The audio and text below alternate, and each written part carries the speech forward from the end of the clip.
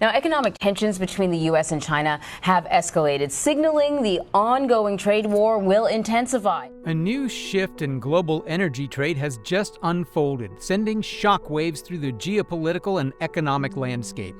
China, the world's largest importer of crude oil, has officially severed its oil trade ties with the United States and has instead turned to Canada, securing an outstanding deal with 0% tariffs. But how did this all start? And where does this leave the U.S.? Let's dive right into the details. In this historical decision, China has brutally ended all ties with the United States. The Chinese government didn't delve into details, but they did announce the factors that eventually led to such a bizarre decision. And I'm sure you will agree with the Chinese authorities here, because the entire world has seen how politically unstable the U.S. actually is.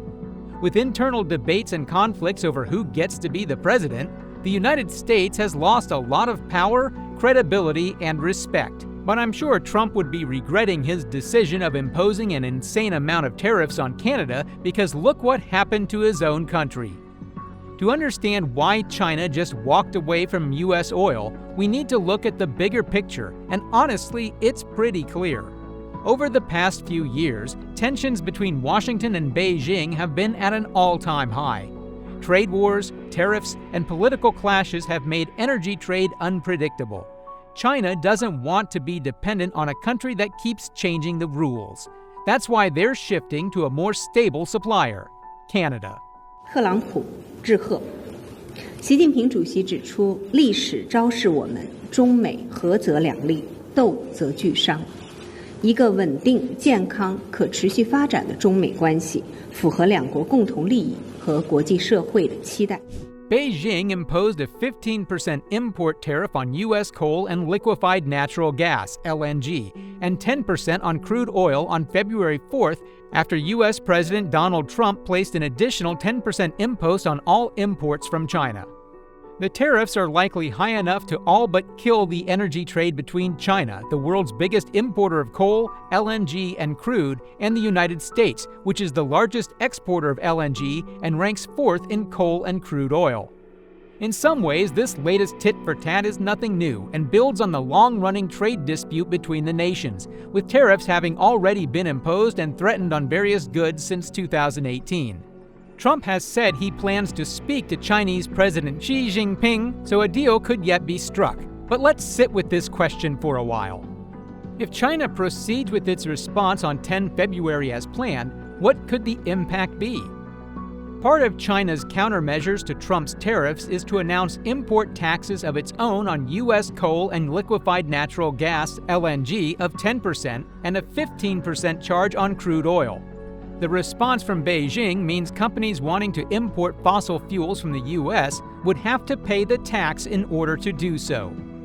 China is the world's largest importer of coal, but it gets most of it from Indonesia, although Russia, Australia, and Mongolia are also among its suppliers. When it comes to the U.S., China has been increasing imports of LNG from the country, with volumes nearly double 2018 levels, according to Chinese customs data. But its overall fossil fuel trade is modest, with U.S. imports accounting for just 1.7% of China's total crude oil bought from abroad in 2023. This suggests China is not dependent on the U.S., and so the impact of the tariffs on its economy could be minimal.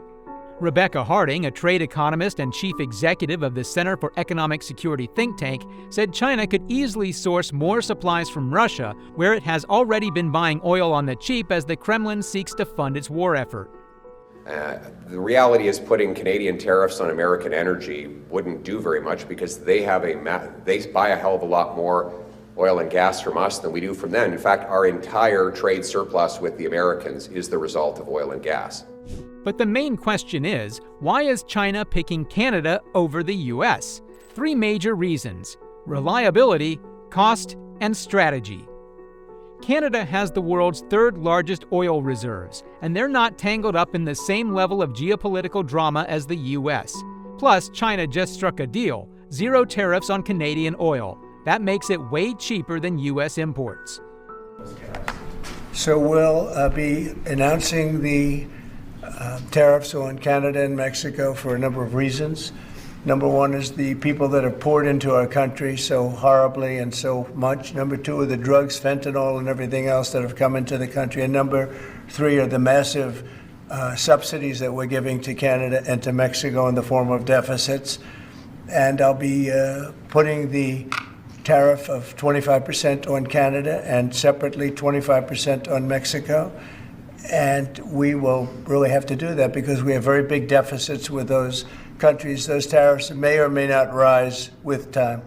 It was only a matter of time before President Donald Trump's slogan of America First and his tweeting agenda came to full swing.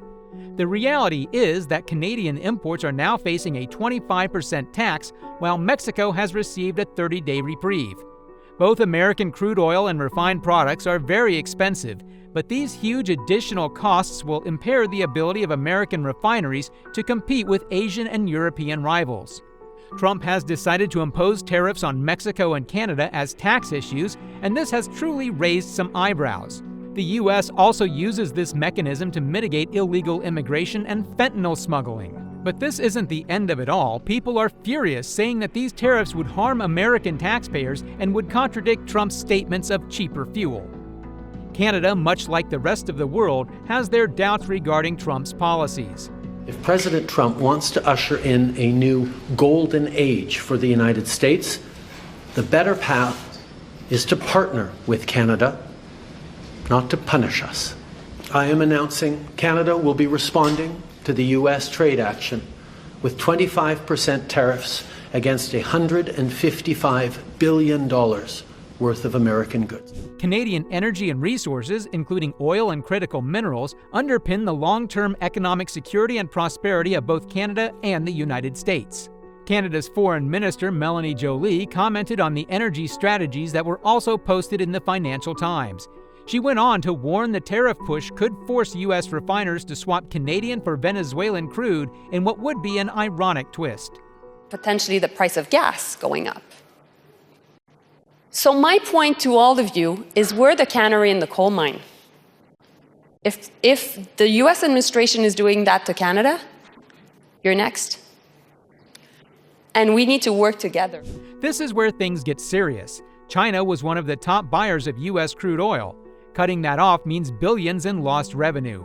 American oil producers are now scrambling to find new buyers. With fewer buyers, we could see a surplus of oil in the U.S., which might drive prices down. Good for consumers? Maybe, but bad for the industry, jobs, and investments.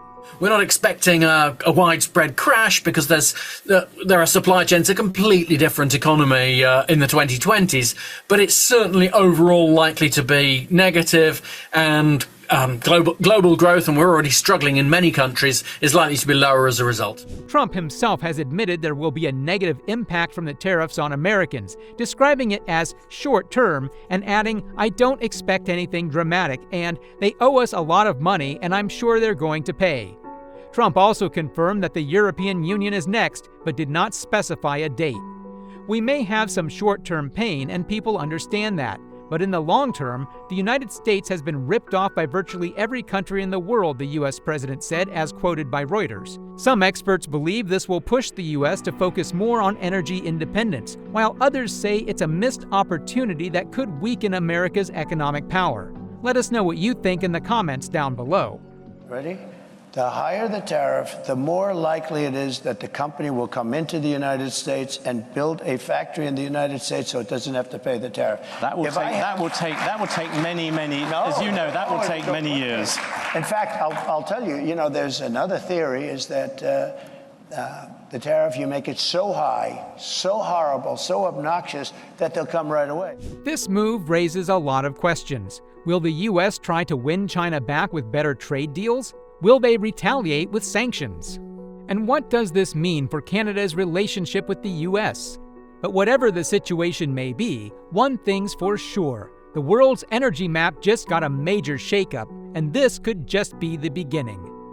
But through this move, China has made things very clear. This action isn't just about economics. It's also an insanely complex power play. By deepening ties with Canada, China is strategically isolating the U.S. in energy markets. This not only gives China an opportunity to rule out the U.S. and its role in the world economy, but it also strengthens China's position in global energy decisions and negotiations, potentially giving it leverage over other oil suppliers. Now, in Trump's defense, he did explain today why we're going after Canada. I mean, I look at some of the deals made, I say, who the hell made these deals that are so bad? So bad. The trade deals with Canada, they're so bad. He's just looking and saying, who made these? Ladies and gentlemen, don't get ahead of me.